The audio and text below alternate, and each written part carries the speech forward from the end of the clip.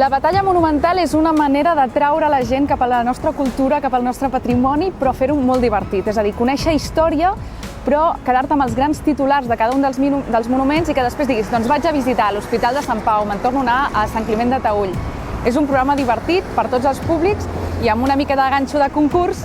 És monument contra monument, sortirà al Castell de Miravet, sortirà al monestir de Poblet, sortirà a la Pedrera, sortirà a Sant Pau, sortirà a la Catedral de Girona. El de Gaudí és un geni. És un geni espectacular, perquè, clar, per exemple, jo no sé si sabeu, ara no estic venint la Pedrera, però, clar, el fet que és una construcció que no hi ha cap línia recta.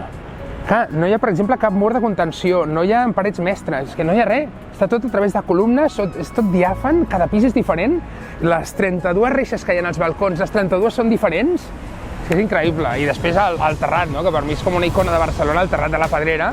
Domènec Montaner és l'arquitecte que va fer el recinte modernista a Sant Pau. I per ell l'arquitectura curava. I quan ens referim que l'arquitectura cura, vol dir que acompanya, que és bonic. Si tu estàs a gust en un lloc, si et sents com a casa, i no veus tant el concepte hospitalari, aleshores això et recull, no? Crees un sentiment de recolliment. I que això, a principi de segle, quan la medicina no estava evolucionada com està ara, un arquitecte ja tingués aquest sentiment, dius, molt bé, no anàvem molt ben encaminats. Ara, de fet, hi ha hospitals que ens hem oblidat d'això. Que sí, que tenen les millors tecnologies i els millors cirurgians, però l'hospital és fred, les llums són fredes. Realment serà la gent la que hi votarà. Per tant, el monument més estimat de Catalunya jo penso que serà el que sigui el monument favorit dels catalans.